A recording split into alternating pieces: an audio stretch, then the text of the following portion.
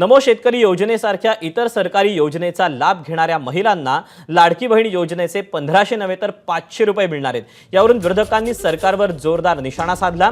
लाडक्या बहिणींच्या मतांची किंमत 1500 वरून 500 वर आली, काही दिवसात ती शून्य होईल असा टोला संजय राऊतांनी लगावला। तर काँग्रेस नेते नाना पटोलेंनी देखील लाडकी बहीण योजनेच्या हप्त्यावरून सरकारवर निशाणा साधला।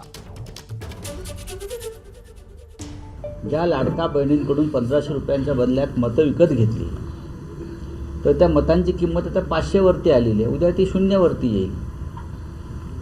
या राज्याची आर्थिक परिस्थिती अत्यंत गंभीर आहे।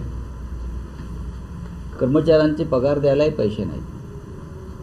देवेंद्र फडणवीस यांनी किती मोठ्या वल्गना कराव्यात, आवाणावा, पण हे राज्य चालवणं आर्थिकदृष्ट्या आता सोपं राहिलेलं नाही।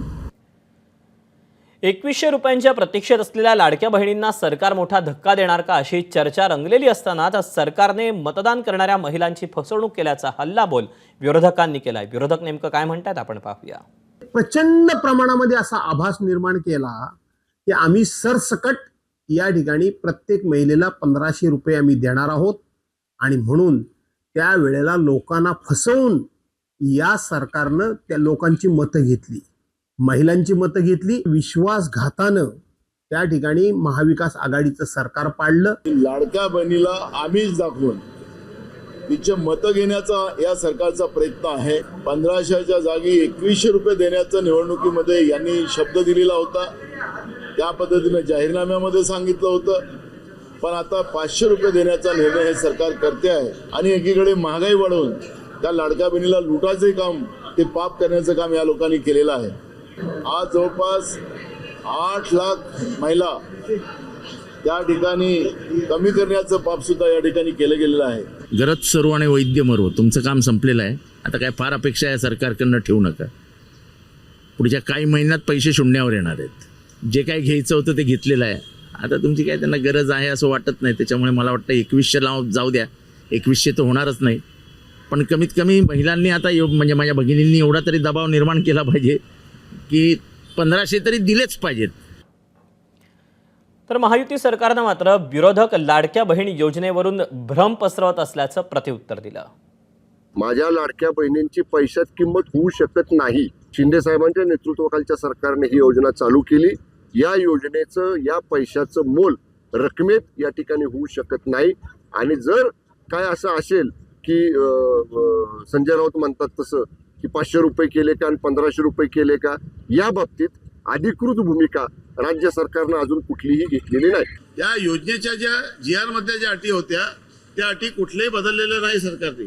त्यामुळे त्या अटीच्या विरोधात जाऊन जर काही लोकांनी लाभ घेतला असेल, किंबहुना काही श्रीमंत घराच्या लोकांनी जी योजना गरीब महिलांसाठी आहे, जे अल्प उत्पन्न गटाच्या महिलांसाठी ज्या योजना होत्या, त्या योजनेचा लाभ जर मोठ्या लोकांनी घेतला असेल तरी देखील सरकारने कुठल्याही लाडक्या बहिणीपासून वसुली केली नाही। लाडक्या बहिणींना 500 रुपयांच्या हप्त्यावर सुरू असलेल्या चर्चेवर महिला आणि बालकल्याण मंत्री आदिती तटकरेंनी काय स्पष्टीकरण दिलं आपण पाहूया।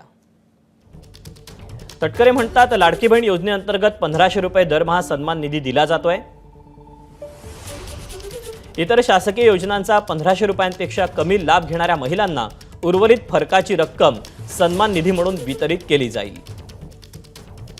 नमो शेतकरी सन्मान योजनेचा दरमहा 1000 रुपये लाभ दिला जातो। 7,74,148 महिलांना उर्वरित फरकाचे 500 रुपये हे सन्मान निधी म्हणून दिले जातात।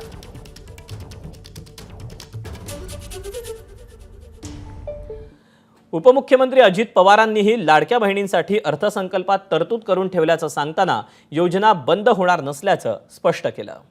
त्यामध्ये कुठल्या तरी एका योजनेचा लाभ घ्यावा। मग त्यांनी इकडची योजना जी आहे राज्य सरकारची, ती 500ची केंद्राची, ती त्यांना मिळेलच। केंद्राच्या योजनेचा आणि राज्य सरकारचा अर्थार्थी काही संबंध नाही, कारण मोदी साहेबांनी ती देशातल्या शेतकऱ्यांना दिलेली योजना आहे। जर असं काही असेल तर ही 500 रुपयाची योजना ती न घेता 1500 रुपयाचा फायदा म्हणजे लाभ घ्यावा। कुठला लाभ निवडायचा ते ऐच्छिक आपण आमच्या लाडक्या बहिणींवर सोपवलेलं आहे। एबीपी माझा, उघडा डोळे बघा नीट।